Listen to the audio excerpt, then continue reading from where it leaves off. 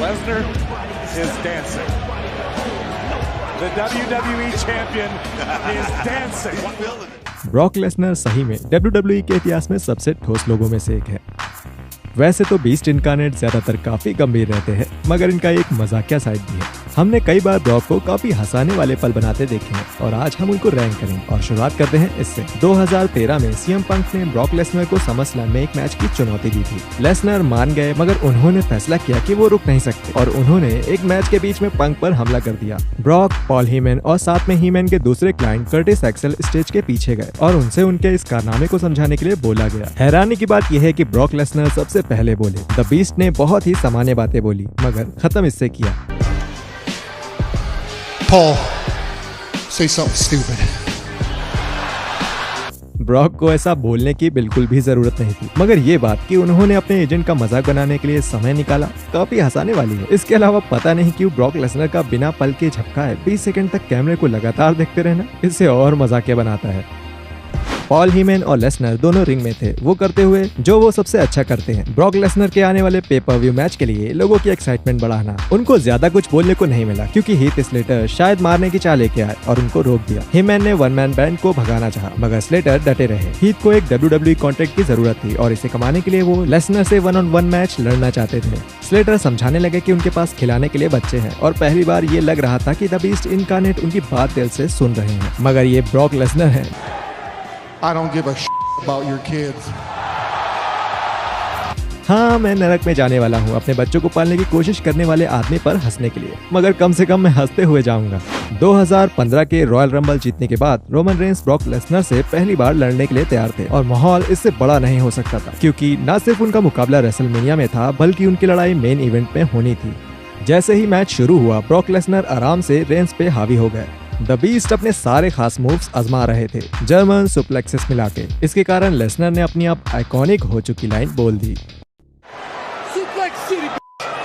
PG rating के time ऐसे अपशब्द सुनना हमेशा मनोरंजक होता है, खासतौर से जब वो 2015 में हो, जब कंपनी इन सब चीजों का ज्यादा ध्यान देती थी। जो बात इसे और मजेदार बनाती है वो ये है कि ब्रॉक लेसनर ने अपने ओपोनेंट का मजाक बनाने के लिए टाइम निकाला। एकदम आरकेओ की तरह ये लाइन पता नहीं कहां से एकदम से आ गई, मगर अब ये आने वाले सालों तक रहेगी। 2019 में लेसनर ने money in the bank ladder match में हिस्सा लेके और उसे जीत के सबको चौंका दिया था। इस हैरान करने वाली जीत के कुछ हफ्तों बाद सेथ रॉलिंस ने ब्रॉक लेसनर से उसी समय और जगह पर money in the bank contract को कैश कराने की कोशिश की। इससे पहले द बीस्ट कुछ फैसला ले पाते, पॉल हीमन ने असली money in the bank contract पढ़ा, जिसमें लिखा था ये साल भर में कभी भी चला जा सकता है। शायद ये ब्रॉक लेसनर के लिए एक नई खबर थी।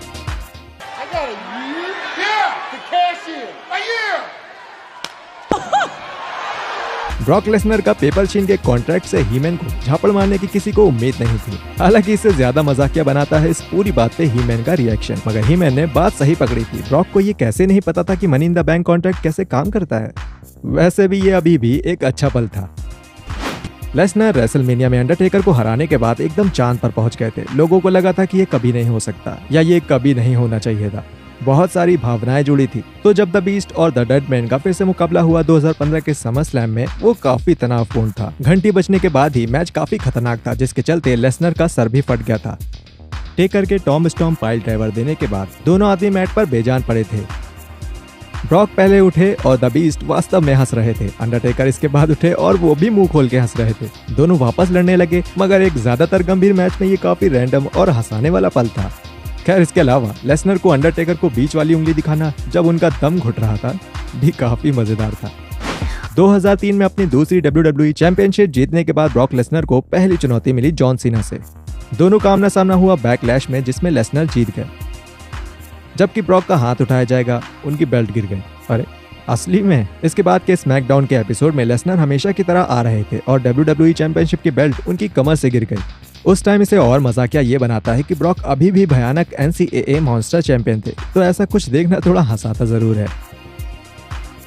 काफी मजेदार बात यह है कि WWE ने बाद में इस हिस्से को एपिसोड से काट दिया और ब्रॉक का एक दूसरा शॉट दिखा दिया। हालांकि WWE हमें ये भुलाना जरूर चाहेगी, मगर कुछ ऐसा जो इतना हंसाने वाला था हमेशा याद रहेगा। ब्रॉक लेसनर 2019 में कॉमेडी में पूरे फॉर्म में थे।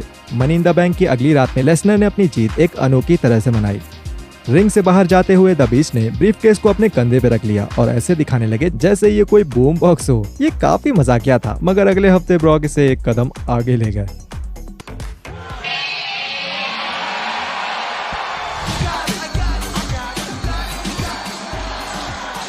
ब्रॉक ने अपने मनी इन द बैंक के ब्रीफकेस को एक बूम बॉक्स बना लिया और नाचने लगे।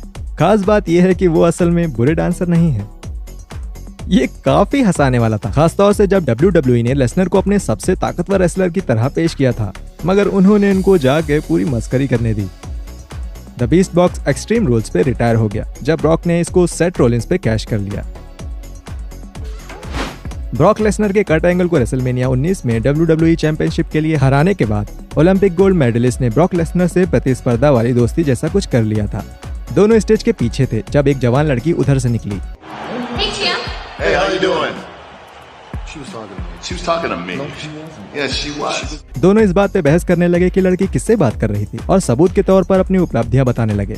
बहस खत्म होने के बाद एंगल लड़की से बात करने गए, मगर ब्रॉक ने आके कर्ट की पीठ ठोक दी, जिसकी वजह से पूरा दूध लड़की पे फैल गया। दोनों फिर मिले और ये देखने का फैसला किया कि कौन बेहतर है एक पुशअप कॉन्टेस्ट द्वारा। शुरू करने से एकदम पहले लेसनर ने ऐसा जोक मारा जो इतना मजाकिया था कि एंगल किरदार से बाहर आ गए। So this is what it's like at your level. That's not funny. Get down and do your damn push-ups. ये पूरा स्टेज के पीछे का सेगमेंट देखने में काफी मजेदार था। कर्ट और ब्रॉक वाकई एक दूसरे के साथ अच्छे लग रहे थे और ये दिखाने में मदद करता है कि लेसनर काफी अलग अलग दिशाओं में टैलेंटेड हैं। ये सबको पता है कि ब्रॉक लेसनर ज्यादा बात नहीं करते और उसका एक कारण भी है। 2012 में WWE में वापस आने के बाद ब्रॉक की आवाज कभी कभी शेर की दहाड़ लगते लगते बिल्ली की म्याऊं बन जाती है।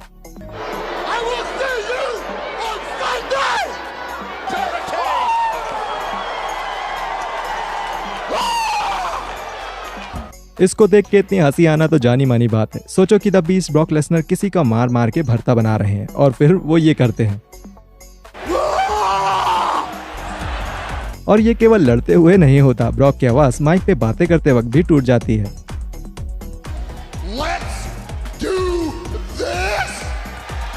ऐसे पलों को देख के मेरी हंसी नहीं रुकती और इसको और भी मजेदार बनाते हैं वो सारे मजे जो फैंस ने ब्रॉक की इस आवाज की दिक्कत के लिए हैं।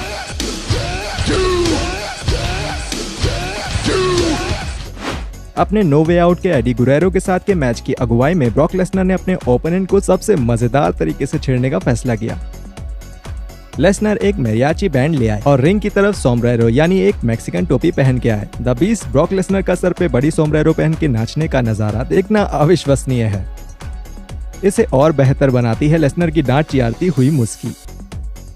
उन्होंने अपने पूरे डायलॉग्स भी ये टोपी पहन के बोले।